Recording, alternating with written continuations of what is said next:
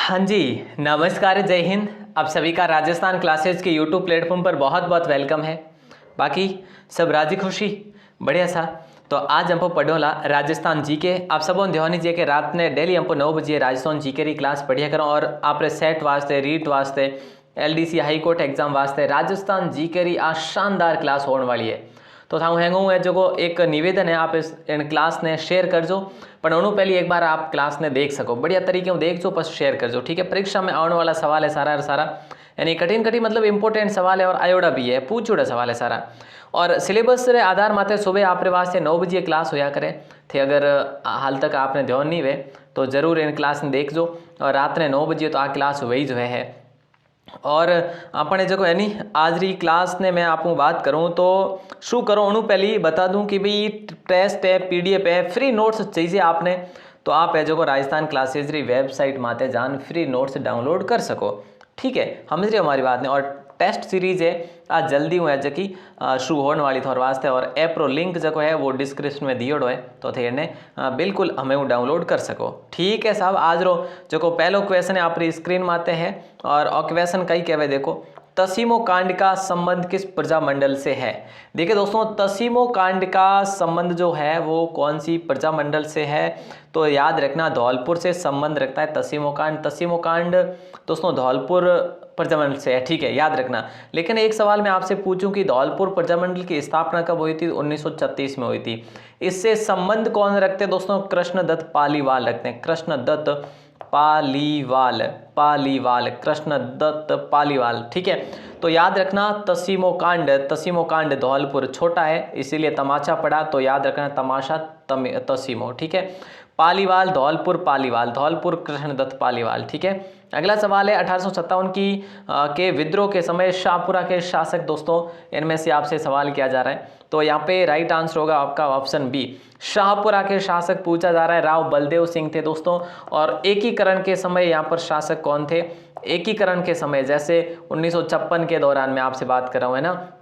1948 से लेकर 1956 तक एकीकरण हुआ था, सभी को पता है, ठीक है। तो राव सुदर्शन देव जो है, याद रखना दोस्तों। अगला सवाल आपकी स्क्रीन पर है, गरीबों की आवाज बेकसों की आवाज पुस्तकों के लेखक आपसे पूछा जा रहा है, बताइए राइट आंसर क्या होगा। तो ऑप्शन ए भी है, बी भी ऑप्शन में रघुवर दयाल गोयल है, ऋषिदत्त मेहता है, गणेश लाल व्यास है, लेकिन सही जवाब आपका यही होगा गणेश लाल व्यास। गरीबों की आवाज़ बेकसों की आवाज़, ठीक है, गरीबों और बेकसों की आवाज़ गणेश लाल व्यास। तो याद रखना गणेश महाराज किस पर दया कृपा करते हैं? गरीबों पर करते हैं, बेकसों पर करते हैं, तो दोस्तों गणेश लाल व्यास, ठीक है। अच्छा सवाल है, याद रखना। और अगला सवाल आपसे पूछा जा रहा है कि चलिए तो 4 नंबर सवाल पूछा जा रहा है, राजा राम मोहन राय के संबंध में सत्य कथन दोस्तों आपसे पूछा जा रहा है। और राइट आंसर देखो, 1815 ईस्वी में आत्मीय सभा का गठन किया था, क्या ये सही है? सर ये बिल्कुल सही है, ठीक है। शाह आलम द्वितीय ने राजा की उपाधि दी, नहीं, गलत है। 1825 में वेदांत कॉलेज की स्थापना की, तो यहाँ पे राइट आंसर जो है आप सभी का होगा 1 और 3 जो है ना ये सत्य है, यानी ऑप्शन सी आप सभी का सत्य हो जाएगा। ओके दोस्तों, आगे बढ़ते हैं और अगले सवाल को देखते हैं। अगला सवाल है, उमा जी का खेड़ा किसान क्रांति का मुख्य केंद्र था। उमा जी का खेड़ा किसान क्रांति का मुख्य केंद्र था, यह स्थित है, कहाँ पर स्थित है दोस्तों? तो याद रखना ये आपके ऑप्शन ए बिजोलिया ठिकाने में है, ठीक है। और बिजोलिया की बात करें तो सबसे आप सभी को पता होना चाहिए कि सबसे लंबे अंतराल तक चलने वाला ये आंदोलन था, जो कि 1897 से लेकर 1941 तक चलने वाला ये आंदोलन, जो कि 44 वर्षों तक ऐसा आंदोलन जो भारत का सबसे बड़ा लंबे अंतराल तक चलने वाला आंदोलन था ये। अगला सवाल है, जयनारायण व्यास ने आगी बाण का प्रकाशन कब शुरू किया? दोस्तों याद रखना जो भी चीज़ें थोड़ा सा रिलेट करना, बाकी आपको कोई अलग से ट्रिक पता है तो ज़रूर याद रखना। आगी बाण, ठीक है, और 1932 याद रखना, 1932 ऐसे याद रखेंगे ना, 32, ठीक है सर। आगी बाण, जय नारायण व्यास, जय नारायण व्यास, इसको आप व्यास पढ़ लो एक बार, है ना, व्यास, ठीक है सर, ब्यास पढ़ेंगे और यहाँ पे ब्यावर पढ़ेंगे दोस्तों। कहाँ से शुरुआत की थी? ब्यावर से की थी। किसने की थी? जयनारायण व्यास ने की थी दोस्तों। ऐसे व्यास पढ़ोगे याद हो जाएगा। कब की थी? 32 में की थी। किसकी की थी? आगी बाण की थी। तो कुल मिला के ब का सभी जगह जो है उल्लेख हो रहा है बाण, 32, व्यास, ब्यावर।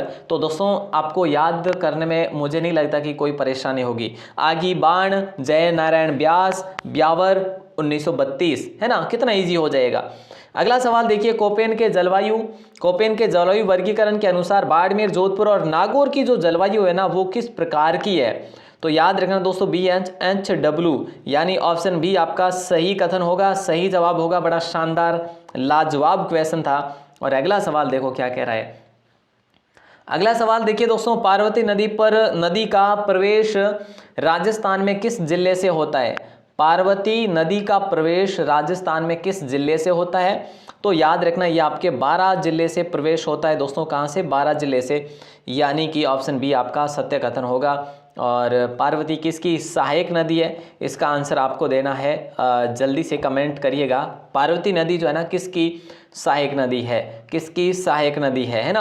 अगला सवाल है, देंद्रोली और लीलोती, ये दोस्तों क्षेत्र है करौली के, ये कौन से खनन क्षेत्र के लिए जाने जाते हैं? यहाँ पर किस प्रकार का खनिज देखने को मिलता है? तो प्यारे साथियों, देंद्रोली और लीलोती जो है ना लौह अयस्क के लिए जाने जाते हैं। लौह अयस्क, लीलोती, देंद्रोली, लीलोती, है ना, लौह अयस्क, ऐसे याद रख लो रिलेट करते हुए, बस सिंपल सा है। आगे बढ़ेंगे, अगले सवाल को देखेंगे। अगला सवाल है, राजस्थान में ऊर्जा विकास अधिकरण की स्थापना कब हुई? देखो दोस्तों, अगर आप कुछ भी रिलेट करके याद कर रहे हैं ना, रट रहे हैं, तो उसमें कोई है ना ऐसा कुछ नहीं है कि भी गलत बात है या फिर ऐसा, पर वो आप वापस पढ़ेंगे ना एक बार फिर से तो आपको इजीली याद रहेगा कि भाई मैंने इस तरीके से याद किया था, ये मुझे अब आगे याद रखना ही रखना है। अगर आप यूं ही पढ़ेंगे तो आपको याद होने में बड़ी समस्या होगी। तो ऐसे में आप याद कर सकते हैं रिलेट करते हुए। राजस्थान में ऊर्जा विकास अधिकरण की स्थापना जो है ना, ऊर्जा विकास अधिकरण, ऊर्जा दोस्तों याद रखना, ऊर्जा विकास अधिकरण जो है ना, ऊर्जा आपको कब आएगी? जब आप 85 ml का डोज लेंगे तो, ठीक है, बस आपको ऐसे याद रखना है। 1985 में ऊर्जा विकास अधिकरण की स्थापना की गई थी और आपको कितने ऊर्जा लेनी है तो कितना ml डोज लेंगे? 85 ml का डोज लेंगे, ठीक है। बस याद हो गया ना? याद हो गया सर, चलिए बहुत बढ़िया। हर एक प्रश्न पर दोस्तों हम लोग कर सकते हैं, लेकिन इतना समय हमारे पास नहीं रहता, बट आप लोग रिलेट कर सकते हैं अपने हिसाब से भी। अगला सवाल देखो, राज्य की सबसे बड़ी सूती वस्त्र मिल उम्मेद मिल कहाँ स्थापित की गई? देखिए, राज्य की सबसे बड़ी सूती वस्त्र मिल की बात हो रही है तो ये पाली में की गई थी। सबसे पुरानी भी है ये, प्रथम सूती वस्त्र मिल भी कह सकते हैं। सूती वस्त्र, सॉरी, प्रथम सूती वस्त्र तो वो थी है ना, ब्यावर में थी, ब्यावर वाली है ना, जो कि हम बात करें तो 1999 में जिसकी स्थापना हुई थी, आप सभी को पता होगा। दामोदर दास राठी जो है इसके क्या रहे थे? वो रहे थे संस्थापक। तो यहाँ पे आपका ऑप्शन बी होगा सही जवाब दोस्तों, ये अलग है, उम्मेद, पाली। अगला सवाल देखिए, राजस्थान राज्य पथ परिवहन निगम की स्थापना कब की गई? राजस्थान राज्य पथ परिवहन निगम की स्थापना दोस्तों 1967 में की गई। कब की गई? 67 में की गई, यानी ऑप्शन बी आप सभी का लॉक हो जाएगा, 1 अक्टूबर 1967 में। चलिए, अच्छा सवाल था आपका। और अगला सवाल देखो क्या कह रहा है। अगला सवाल कहा जा रहा है कि कौन किसी संघ राज्य क्षेत्र को एक उच्च न्यायालय के न्यायिक क्षेत्र से बाहर कर सकता है? तो बताइए दोस्तों, राइट आंसर क्या होगा? संसद कर सकती है, यानी ऑप्शन ए आपका सही कथन होगा। बिल्कुल आसान सा सवाल था लेकिन हार्ड भी था। अगला सवाल है, द म्यूटिनी इन राजस्थान पुस्तक किसके द्वारा लिखी गई? ये पुस्तक आपने आज तक अगर ऐसा प्रश्न पढ़ा है तो मैं आपको कहूँगा वास्तव में आपने बहुत अच्छी तैयारी करी। अगर पहली बार पढ़ रहे हैं तो जरूर लिखिएगा सर पहली बार है सवाल। द म्यूटिनी इन राजस्थान पुस्तक जो है ना मेजर प्रीचार्ड के द्वारा लिखी गई दोस्तों। किसके द्वारा? प्रीचार्ड के द्वारा। आप याद रखना, प्रीचार्ड म्यूटिनी इनका पूरा नाम, बस ऐसे याद रखना है। ओके मेरे दोस्त, याद रखना है ऐसे ही बस। तो प्रीचार्ड म्यूटिनी आप इसको याद रख लेंगे ना, दोनों को साथ में मिक्स करके, तो आपको याद आ जाएगा कि भाई ये इसकी पुस्तक का नाम है म्यूटिनी।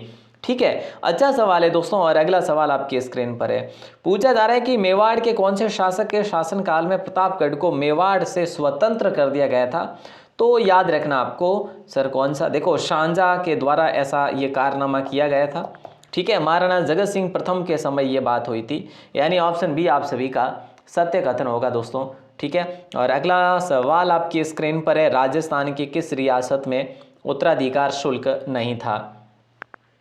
राजस्थान की किस रियासत में उत्तराधिकार शुल्क नहीं था। तो यहाँ पे आपका राइट आंसर हो जाएगा ऑप्शन ए, यानी कि जैसलमेर को लॉक करेंगे दोस्तों, है ना। किसको लॉक करेंगे, जैसलमेर को, किस रियासत में उत्तराधिकार का शुल्क नहीं था, ऑप्शन ए को लॉक कराया आपने, जैसलमेर। और अगला सवाल है, आंवला नवमी कब मनाई जाती है प्यारे साथियों। आंवला नवमी जो है ना, ये कब मनाई जाती है। तो इसको अन्य नामों से भी मैं आपसे बात करूं तो अक्षम नवमी भी इसे कहते हैं, याद रखना। इसको यात्री नवमी भी कहते हैं, यात्री नवमी। इसको दोस्तों देखो आंवला नवमी भी कहा जाता है। ठीक है, तो ये कार्तिक शुक्ल नवमी को मनाया जाता है, यानी ऑप्शन बी आपका लॉक हो जाएगा। बड़ा शानदार सवाल है, आपने ऑप्शन बी को चुना है भैया। अगला सवाल है, राजस्थान के किस संत का समाधि स्थल लाखा सागर की पाल पर बना हुआ है। राजस्थान के किस संत का समाधि स्थल जो है लाखा सागर की पाल पर बना हुआ है। तो यहाँ पे आपका राइट आंसर होगा संत दरियाव जी। दोस्तों ऑप्शन सी को आपने लॉक कराया ना, तो बिल्कुल आपका सही जवाब होगा। ठीक है, बात हो रही है ये रेण नागौर के दोस्तों क्या थे, संस्थापक, यानी कि रामस्नेही जो यहाँ पे पीठ है ना रामस्नेही संप्रदाय की, उसके संस्थापक कौन है, दरियाव जी है। राजस्थान के संत का समाधि स्थल लाखा सागर की पाल पर बने हुए संत दरियाव जी के, याद रखना। इनका जन्म जैतारण में हुआ था, हालांकि ये भी याद रखिएगा। अगला सवाल आपके स्क्रीन पर रखूंगा मैं, तो अब ये लीजिएगा। आपका अगला सवाल ये कह रहा है कि निम्न में से किस महल को मानसून महल भी कहा जाता है। इनमें से कौन से महल को मानसून महल भी कहा जाता है। तो प्यारे साथियों ऑप्शन बी आपका लॉक हो जाएगा, सज्जनगढ़ पैलेस को लॉक करेंगे, सज्जनगढ़ पैलेस को। ठीक है, निम्न में से किस महल को मानसून महल कहा जाता है। तो सज्जनगढ़ पैलेस को मानसून महल भी कहा जाता है। इसको आप सज्जनगढ़ पैलेस को डूंगरपुर का सज्जनगढ़ किला कहो या पैलेस, सॉरी डूंगरपुर क्यों नाम आ रहा है, मुझे नाम आना चाहिए उदयपुर का मुकुटमणि भी कहा जाता है, उदयपुर का मुकुटमणि भी कहा जाता है मेरे भाई। तो आपने ऑप्शन बी को चुना है, बिल्कुल आपका सही जवाब होगा। सज्जन सिंह ने इसका निर्माण करवाया था, ठीक है, प्रारंभ करवाया था। और अगला सवाल आपके स्क्रीन पर है, स्वतंत्रता सेनानी हरलाल सिंह का जन्म कहाँ पर हुआ था। देखिए स्वतंत्रता सेनानी जिनका नाम हरलाल सिंह, इन्होंने झुंझुनू के अंदर विद्यार्थी भवन की स्थापना करी थी। विद्यार्थी भवन की स्थापना कहाँ पर, झुंझुनू में। किसने की थी, बोले सर ये करी थी हरलाल सिंह ने। झुंझुनू से संबंध रखते हैं, 1902 में, ठीक है, इनका जन्म हुआ था दोस्तों, याद रखना। ठीक है, क्लियर है सर, अच्छा सवाल था। अगला सवाल, निम्न में से किस पुरातात्विक स्थल से 11 कमरों वाला विशाल भवन भी प्राप्त हुआ था। तो कहीं ना कहीं आप सबको ये भी पता होगा कि इसके उत्कीर्ण जो करता है, अरे सर हमें तो आंसर बताओ ना। अच्छा ओहो भूल गया, बालाथल दोस्तों, है ना। अब बालाथल कहाँ पे, उदयपुर में, याद रखना। उत्कीर्णकर्ता की बात करें तो VN मिश्र, ठीक है, VN मिश्र को याद रखेंगे। और 1933 में ये जो है इसका उत्खनन हुआ था, याद रखिएगा। बड़ा शानदार सवाल था। और अगला सवाल देखो, गैब सागर झील के संदर्भ में सत्य कथन आपको बताना है। और राइट आंसर देखो कौन कौन बता पाते हैं, बताओ देखो।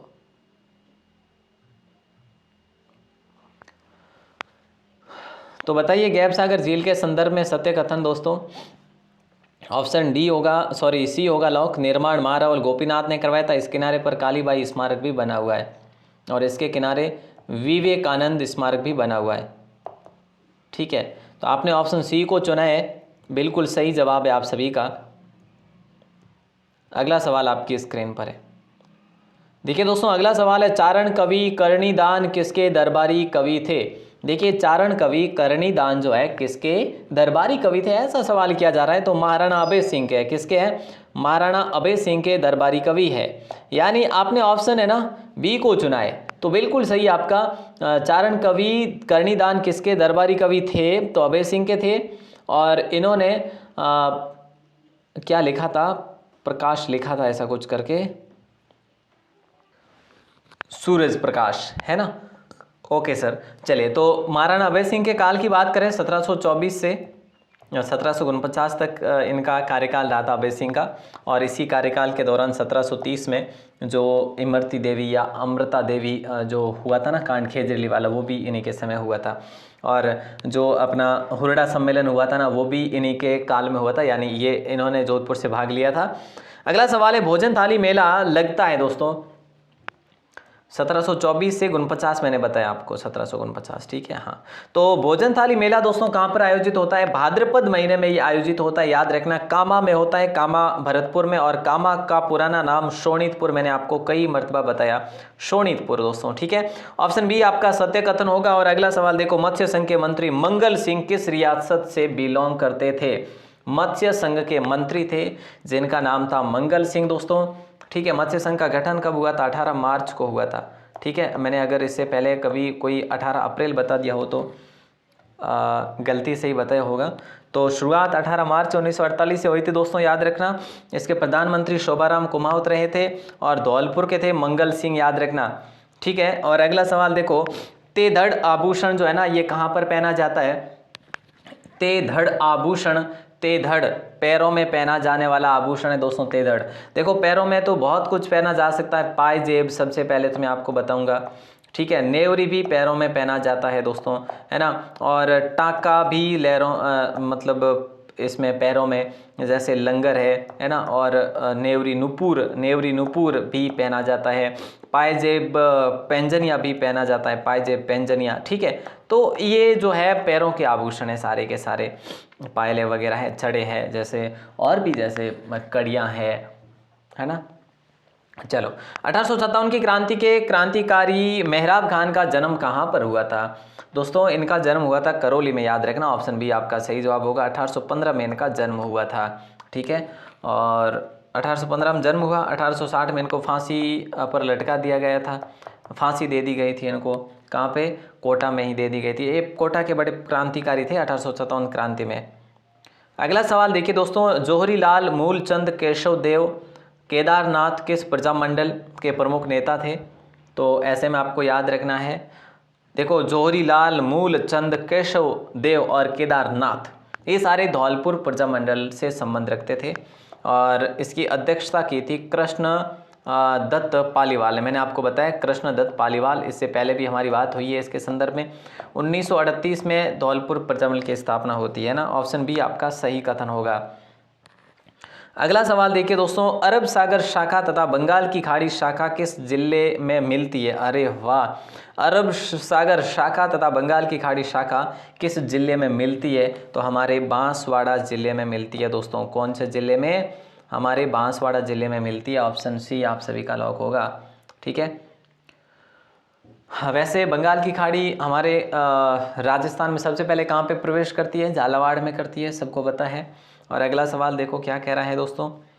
अगला सवाल आपसे पूछा जा रहा है कि रामगढ़ विषधारी अभ्यारण्य के संबंध में सत्य कथन आपसे पूछा जा रहा है। बताओ देखो दोस्तों, कौन सा आप राइट करेंगे इसमें? बताइए जल्दी से। रामगढ़ विषधारी अभ्यारण्य के संबंध में सत्य, इसकी स्थापना 1981 में हुई थी। नहीं सर, मेज नदी इसके मध्य से गुजरती, ये ठीक है। तो देखिए हम बात कर सकते हैं सत्य कथन, विषधारी अभ्यारण्य के संबंध में सत्य कथन केवल बी या फिर केवल दो जो है सही होगा, ऑप्शन बी।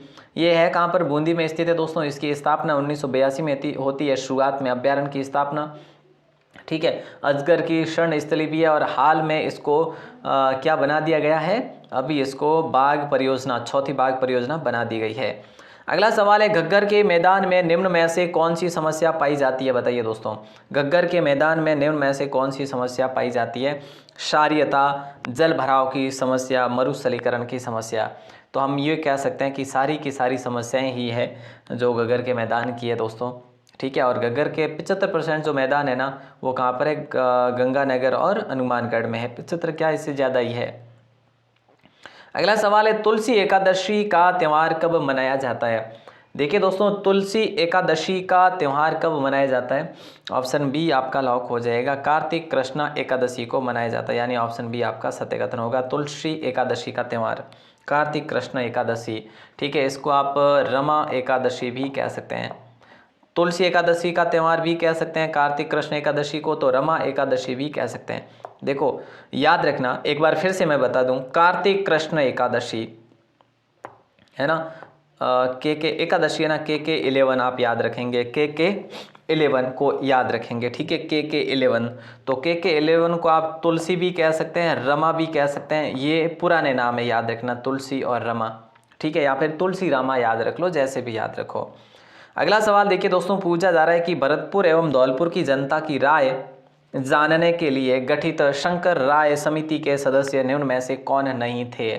तो आपका राइट आंसर देखो, आर के सिद्धावा थे, सिद्धराज टड्डा नहीं थे, और प्रभुदयाल थे, ठीक है। तो देखो भरतपुर और धौलपुर की जनता की राय जानने के लिए गठित शंकर राय समिति के सदस्य निम्न में से कौन नहीं थे, तो सिद्धराज टड्डा नहीं थे, ऑप्शन बी आपका सही जवाब होगा दोस्तों।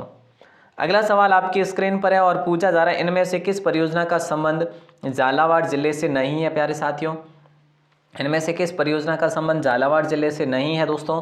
तो आप याद रखना, चापी का संबंध है, चोली भी झालावाड़ से संबंधित है, भीमसागर भी है, लेकिन ओरई यहाँ से संबंध नहीं रखती। ओरई दोस्तों है ना, ओरई का याद रखना, चित्तौड़गढ़ का याद रखेंगे ना, ओरई मतलब चित्तौड़गढ़, ओरई मतलब चित्तौड़गढ़, ठीक है।